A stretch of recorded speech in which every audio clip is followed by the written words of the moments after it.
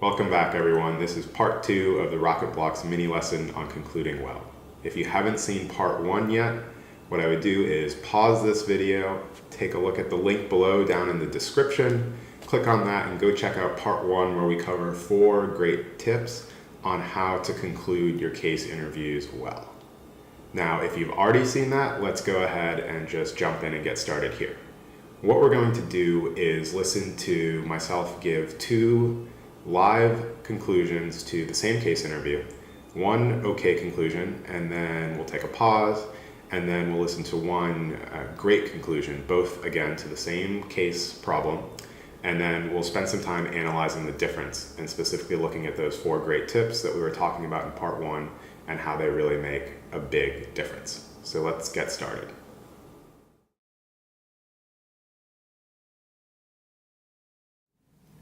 Okay, the question we're trying to answer is whether our client should enter the European market for dental floss. We've done a bunch of analysis throughout the case, and here's what we found. The market for dental floss in Europe is quite large. It's at 400 million annually already and seems to be growing, so that looks quite attractive for the client. Also, we noted that since they have ancillary products that are already in that market, they've got a lot of the key relationships with retailers and distributors already worked out and operating, so that seems like a big benefit. And finally, we looked at some of the other markets in which the client operates against similar competitors that already exist in the European market. And when you look at the market shares and market fragmentations, our client seems to successfully compete in those other markets, which bodes well because it seems they should be able to successfully compete against the same competitors in this market.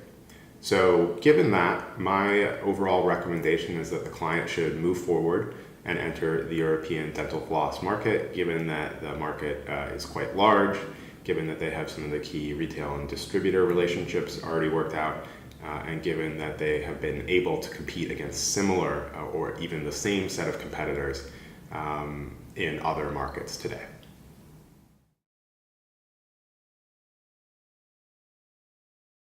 The key question we're trying to answer is, should our client enter the European market for dental floss? After all of the analysis we've done, my recommendation is that they should move forward and enter the European market for 3 key reasons. First, we calculated that the overall market is quite large at $400 million annually, and also that it's growing at 10% and expected to continue at that trajectory for at least the next decade. Given that the client has a hurdle of making $25 million in revenue at least within 3 years from entering the market, it seems quite feasible, given some of the other considerations I'll mention, that they would be able to achieve at least a 6% market share. Second, we looked into this market and found that the client is already operating successfully with ancillary products. And so one of the key things that brings up is the retail and distribution relationships are already in place. Now, for a market entry, this is a really important advantage because they won't have to spend any time rebuilding those relationships, which is another kind of big benefit toward their goal of getting to $25 million in 3 years. They'll be starting with a big leg up here. And third, and the final reason, we looked at the competitive landscape in this market and found that in the European market, the competitors are very similar to competitors that they already compete with in other markets around the world. Moreover, in those markets, our client holds between a 13 and a 19% market share currently. So it does seem that their tactics against those competitors, marketing and advertising and brand positioning, seems successful, and that they'd likely be able to port that to the European market as well, again being able to achieve well over that 6% market share they would need to hit their $25 million hurdle. The only thing I did want to call out as a caveat is that there have been some recent reports in the US around the efficacy of dental floss and it not being, say, as highly recommended as it was in the past. So I definitely think we should at least check out. It'd be a good next step for the team to look into what impact has that had on US sales. I am skeptical that it would be a drastic impact at all, and so in which case it would not impact our recommendation, but it's at least worth doing that due diligence. That said, given all the information we have now and the aforementioned supporting data points, my recommendation is that the client move forward.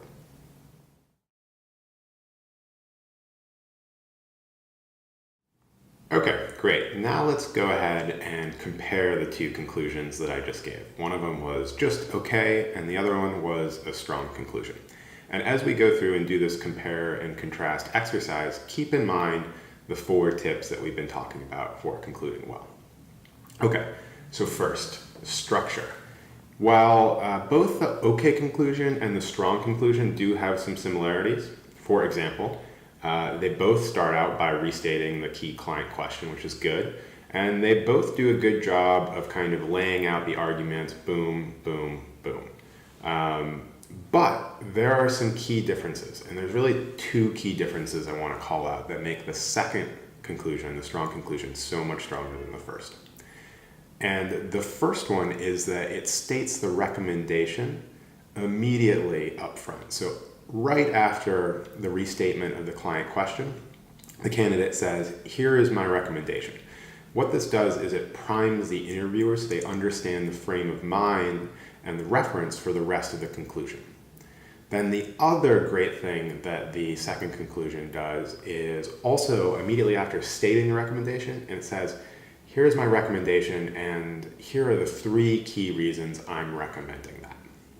This also does a really good job of priming the interviewer so they understand kind of how to follow along for the rest of the conclusion. And then very nicely, as the candidate is going through the remainder of the strong conclusion answer, he says first, second, third, as he's going through those supporting argument points, which really just kind of hammers home the point.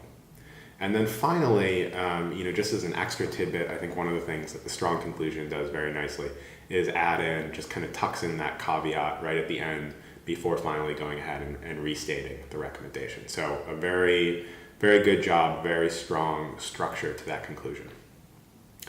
Second item is data-supported arguments. So again, there are some similarities here between the okay conclusion and the strong conclusion. The okay conclusion does point out the market size, which is good. So that's one of the key data points that comes up.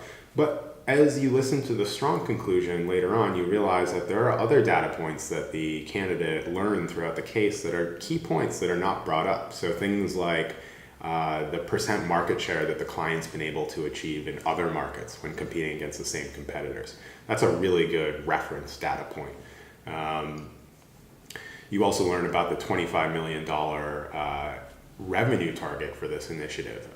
You don't learn about that in the okay conclusion. Again, another really good data point that's relevant and should be included and helps just really strengthen the argument.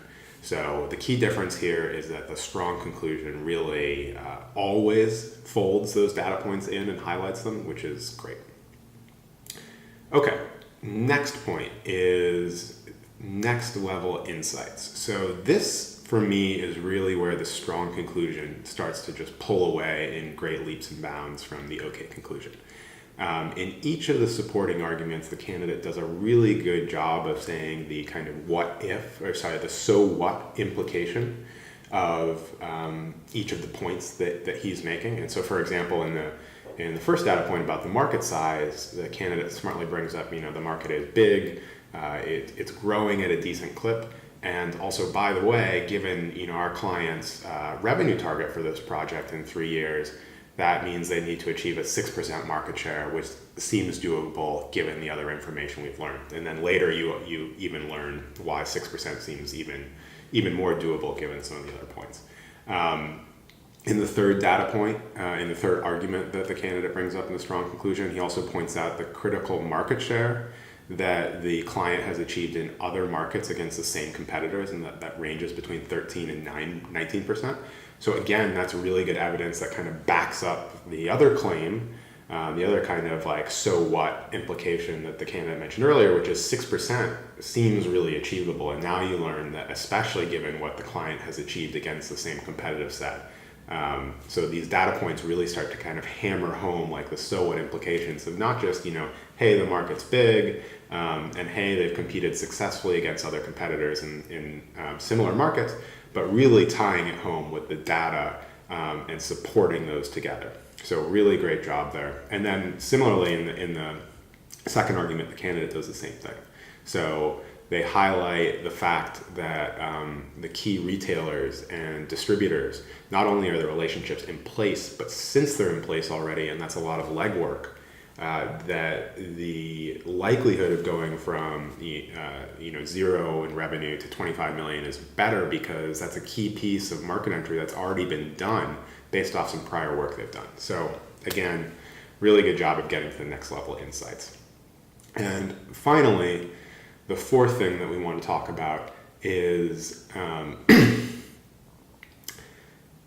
mentioning the caveats and next steps. So the OK conclusion does not even touch on the fact that there was this study that came up in the US about the efficacy of floss.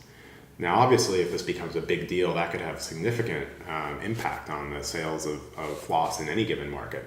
And so the strong conclusion does a very nice job at the end of saying, look, we do know that this study came up, unless the impact were drastic, which I doubt it is, since it just came out, and usually this stuff takes years or sometimes decades to sort itself out what the research really says, as studies and counter studies come in.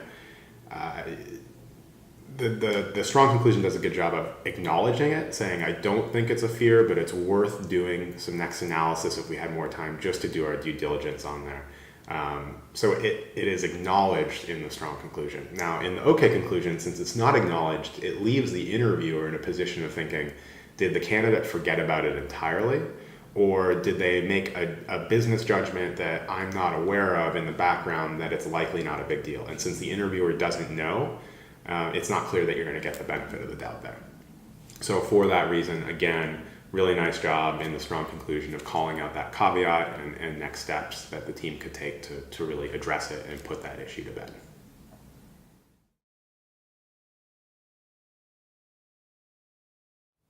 Now that we've gone through and done the compare and contrast exercise, it is worth reflecting on the fact that the OK and the strong conclusion really have a lot of similarities.